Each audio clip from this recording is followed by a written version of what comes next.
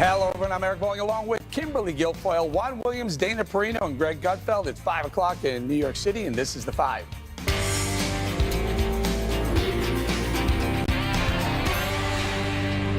Well, big day on Capitol Hill. Fireworks as FBI Director James Comey and NSA Director Mike Rogers testify under oath for the first time on alleged Russian meddling in the U.S. election, as well as President Trump's wiretapping claims. At times, it seemed like there were two hearings going on simultaneously. The left trying to tag the Trump team with some sort of collusion with Russia, and the GOP, rightly so, trying to get the name of the leaker who gave classified information, like the name of Michael Flynn, to the New York Times and Washington Post. Both sides seemed to land body blows, and it was very compelling TV. In fact, I was glued to the screen. I think we all might have been glued to the screen. But one of the big revelations, the FBI chief confirming to the House Intelligence Committee that his agency is investigating potential links between the Trump campaign and the Russian government. I have been authorized by the Department of Justice to confirm that the FBI, as part of our counterintelligence mission, is investigating the Russian government's efforts to interfere in the 2016 presidential election. And that includes investigating the nature of any links between individuals associated with the Trump campaign and the Russian government, and whether there was any coordination between the campaign and Russia's efforts. As with any counterintelligence investigation, this will also include an assessment of whether any crimes were committed. Comey also shot down Mr. Trump's charge that President Obama had wiretapped Trump Tower.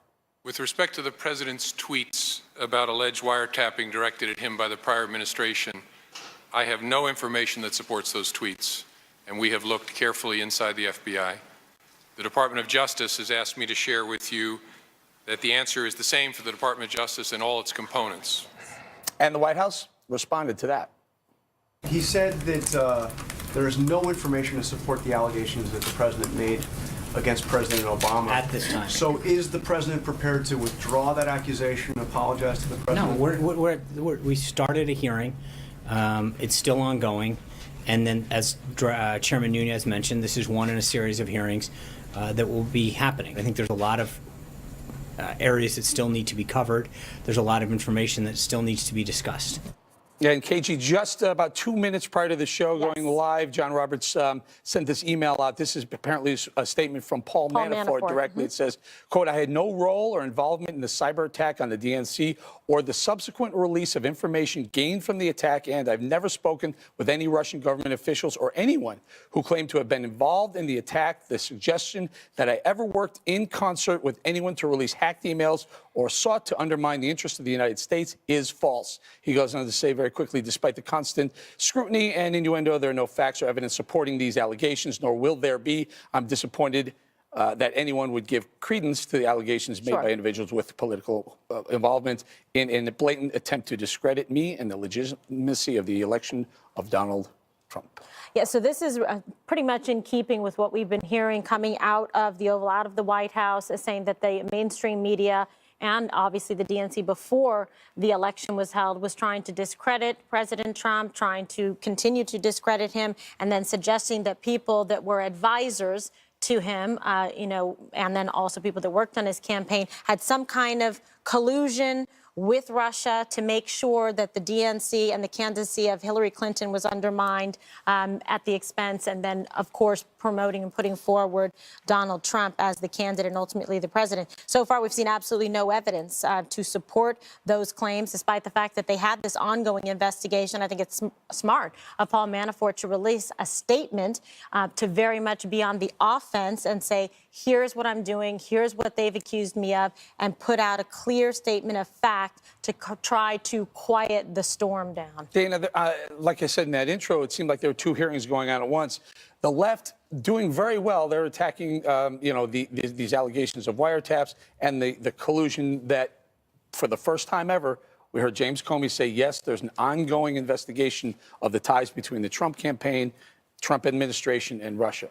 Yeah, there's a lot going on today.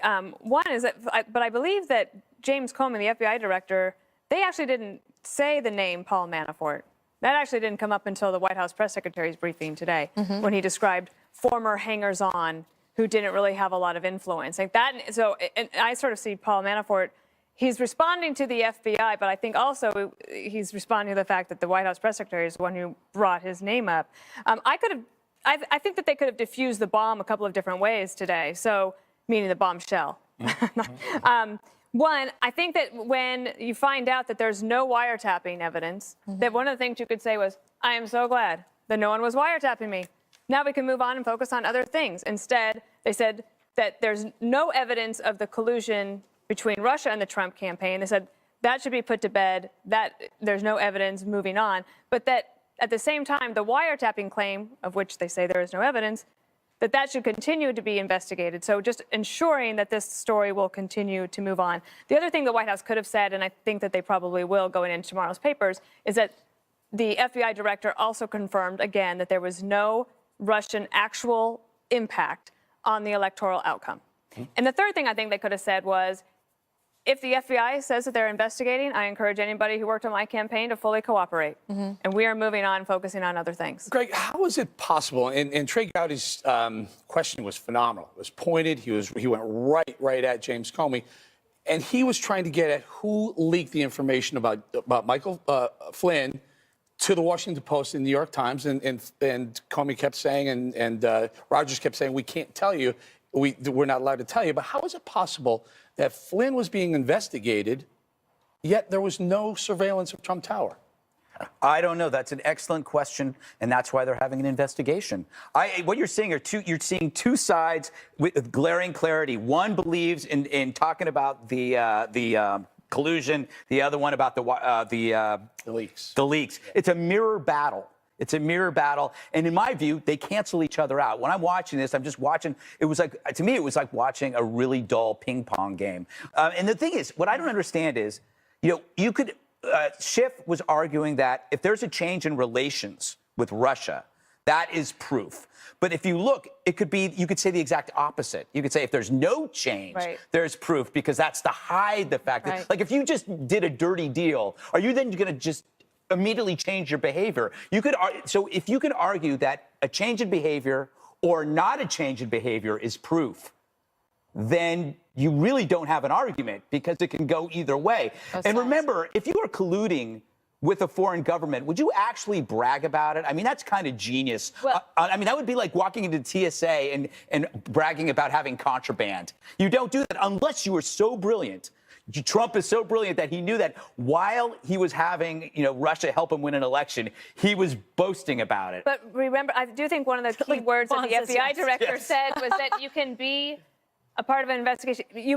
There might have been someone who was unwittingly helping the Russians, so they don't even know it. So the investigation is more about what Russia was trying to do rather than possibly than what other people were doing. That word unwitting was very key. Let me bring Juan in. I'm always unwitting. Were you shocked to hear FBI Director Comey saying yes, to acknowledge the fact that there is an investigation ongoing, not able to talk about it one bit? But then one asks, is there an investigation anyone in any of the other campaigns, in the Clinton campaign, any of the 17 or so campaigns that were going on, saying, I can't answer that question? Then why was he able to answer the question about the Trump campaign? Are you kidding me? Because he asked the Justice Department for permission. What is going on here? This is like, what's going on at this table, Gregory? Yes. I know you like it when I say yes, this table. Juan. It really constitutes, again, trying to, distract people from the news of the day. The news of the day is that the FBI director, Jim Comey, much hated by the left for his involvement and finger putting on the scales of the 2016 campaign, came out today and said the president's a liar. That's what the FBI director of the United States said about the president of the United States. You're talking about the tweets today. You're talking about the tweets. We're talking about the tweet where President Trump said, I was wiretapped. Do you think this is a revelation? The CIA, the FBI, the National Security Agency, we go on and on. Nobody is backing up Trump. Republicans are running from Trump. But Juan, do you honestly think that that's a revelation, that there was no evidence behind one of Trump's tweets? America has gotten used to those tweets. That's fine, Greg, but you know what? He's the president of the United States. This is unprecedented. This is new territory. And those on the left and even the intel community is taking that tweet very, very literally. In other words, did President Obama actually physically wiretapped Trump? Look, it extends to surveillance. surveillance. No, I'm telling you, can't. everybody's saying there was no surveillance to me, of Trump then, how do we Tower. have a transcript of Michael Flynn's There's conversation nothing with the complicated Russians? about this. They were looking at the Russian ambassador, Kislyak, and guess what?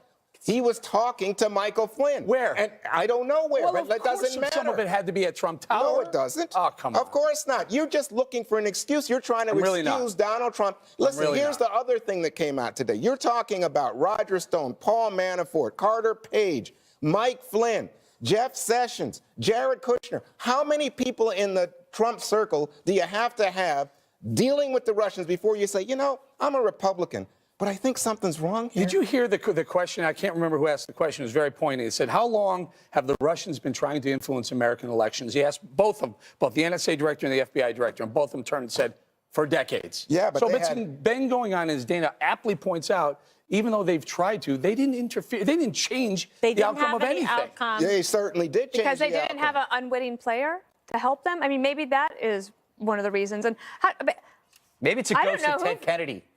It's a ghost of Ted Kennedy. Remember, he tried. wanted to have the Russian tried to Yes. block Reagan by going to the could be. KGB. We're so glad you cleared this up. Well, I'm pointing out the hypocrisy. Finally, the left cares about the Russians. Back during the Cold War, they didn't give a damn.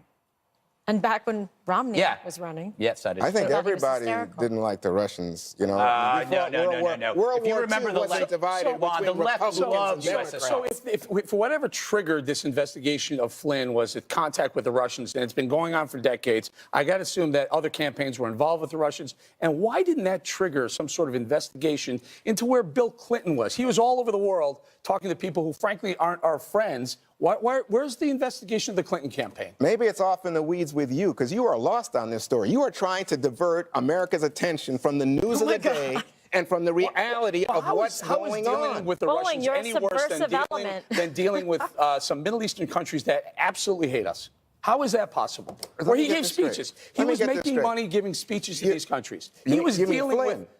No, Bill Clinton was dealing with Flynn, this. because I think Flynn is the one who's But been what about making the money problem? The from leak the of Russians, from the classified Turkish. information. Does anybody care about that? Back now with more on FBI Director James Comey's testimony on Capitol Hill today. Lawmakers also questioned him about the very disturbing leaks of classified information to the media in recent weeks.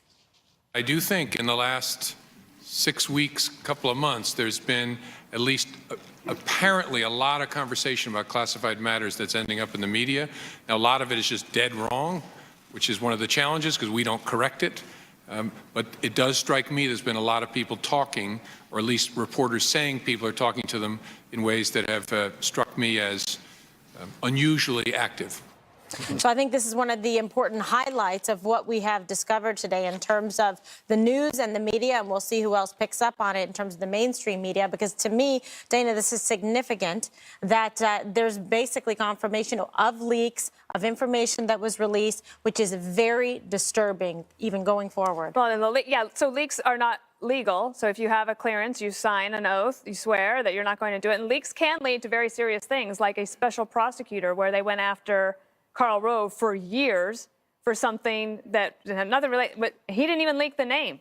Right. And so I actually thought that Congressman Gowdy almost went across a line for me today in talking about specific people and names of people who would have been on the list of this very small list. It's probably like 35 people that would have been able to unmask Mike Flynn's name, because now you have a situation where you have people who were public servants, political appointees possibly, but there are others who don't have it, who then are on the defensive and have to say, well, wait, I didn't do it. So then you're dragging more and more people into it, when it seems to me that the FBI was indicating that they do know where that leak came from, and perhaps as part of this investigation that eventually comes out. But it's not a crime to report a leak.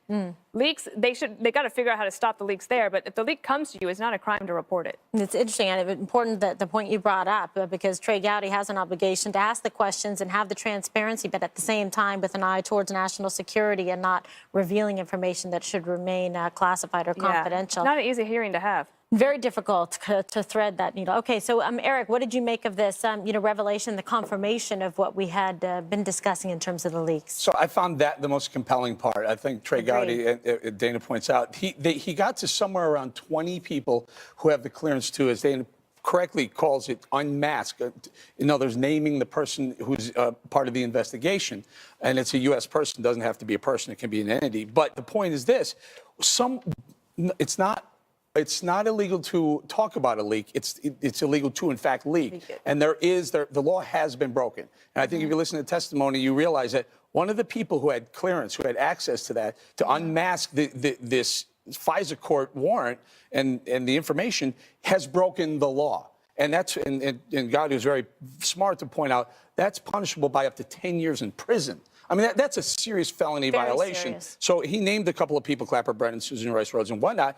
But they need to, and his point was, let's narrow it down. Sure. Let's get down to the people. Because after all, this person gave the name of a classified ongoing investigation to the Washington Post and the New York Times. Highly illegal. And the point being, okay, so it's not General Flynn next time. What if it's Kimberly Guilfoyle or Juan or Eric or Dana or Greg? You don't want to be that person. That's why it's so important. Well, this matters, and as you say, this is something that is criminal. So they have to get to the bottom of it. And today, this was very disturbing. I mean, Juan, you would agree?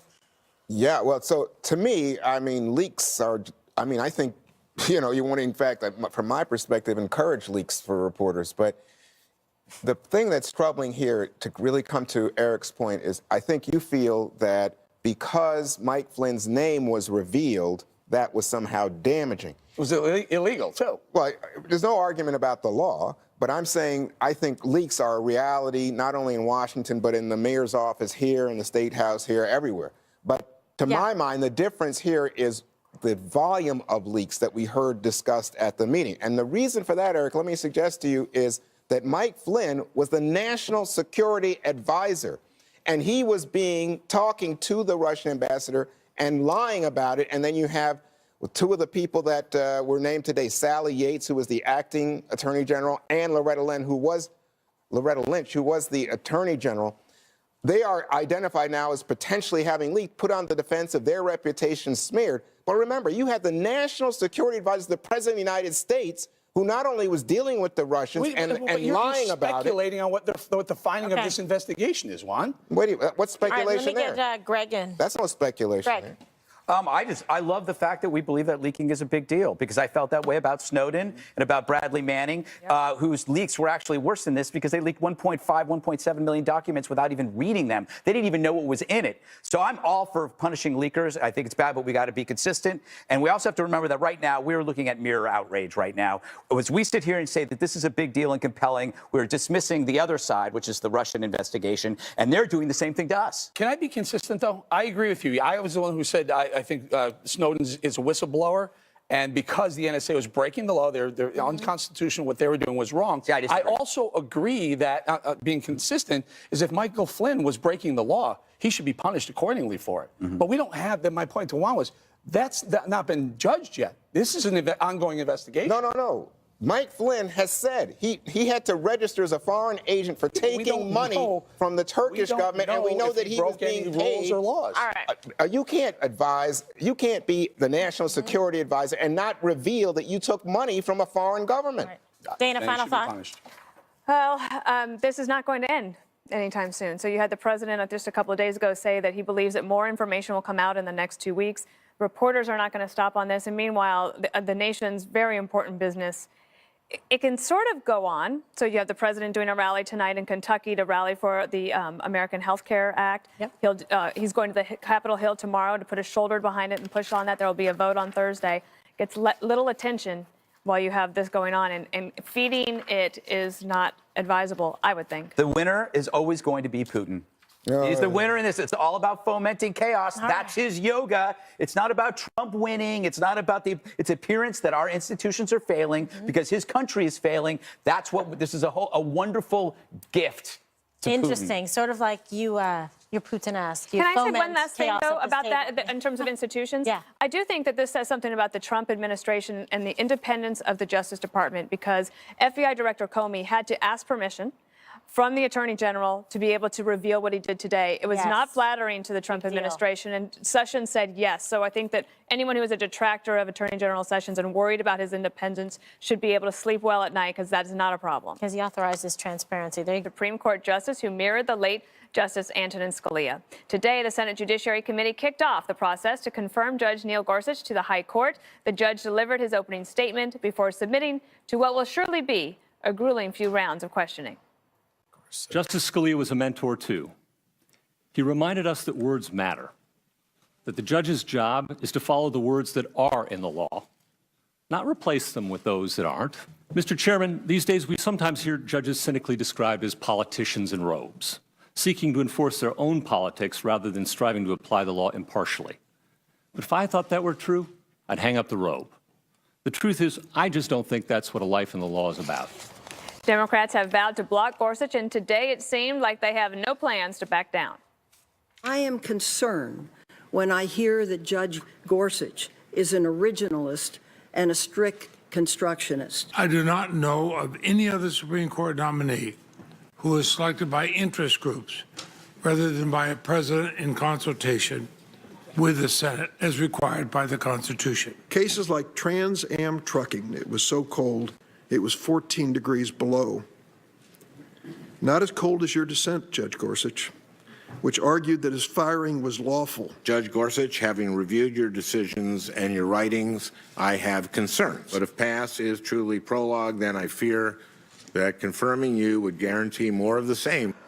All right, Kimberly, so when Senator Durbin brings up Trans Am trucking, that was a case, I just feel like Durbin is not being fair to Gorsuch, because in that case, in the written decision, Gorsuch says, this is not how I personally believe, but I have to follow the law. Right. So isn't that what everybody would want? Someone who must follow the law? When you take an oath to uphold the law and sit there on the bench, instead of legislating, put forward your own political ideology that you tried to push and engaging in judicial activism, which, by the way, we're seeing in the review of President Trump's executive order in a shameful way. He's saying, I'm not going to do that. This is not in accord with my personal beliefs, and specifically, my decision should not be. It should be based on the law and upholding it. So then when I hear senators like Feinstein saying, I'm concerned because he's a, strict constitutionalist and is basically going to adhere to the letter of the law. Well, that's what you're supposed to do. I mean, that's exactly the rules that you're supposed to follow. They don't like that because they want them to bend the rules and to make it more favorable to their ideology. And, that's just not the standard. So good for him. And I think that was a poor example for them to try to use against Neil Gorsuch and his confirmation. Greg, I bet you love opening statement day. Oh, it's fantastic. Riveting. It's amazing. You know what? Under normal circumstances, under a normal administration, this hearing would be a big story. But the Trump presidency is like Coachella or Lollapalooza. There's like 3 or 4 stages going on at any time. And if you're a reporter, do I go see Tame Impala over here or LCD Sound System? I'm not sure. And that's the benefit of the White House. The media has to fan out. They have to fan out because there's so many attractions going on. Right now, Russia is Radiohead, but Gorsuch, he's like the better band in the corner lot, like the Melvins. But you're not sure if he's not getting the proper audience because everybody's going over this way and that way. It's brilliant. He's got Trump is the Lollapalooza presidency. That was much better than the analogy I used earlier about a raccoon in a room full of disco balls. Ooh, I like that. Speaking of raccoons, Gorsuch raises farm animals. Yes, very goats humanitarian, and chickens, like big heart. with his British wife, Louise, and their 2 lovely daughters. Thank you, Google. Thank you, Wikipedia. Wikipedia this time. Okay. Eric, this is the big moment that Republicans, conservatives have been waiting for. This is what they really, really wanted as a Supreme Court justice. Right, and I think this is going to be the easy one for everyone involved, including Greg, who has to decide what he's going to watch.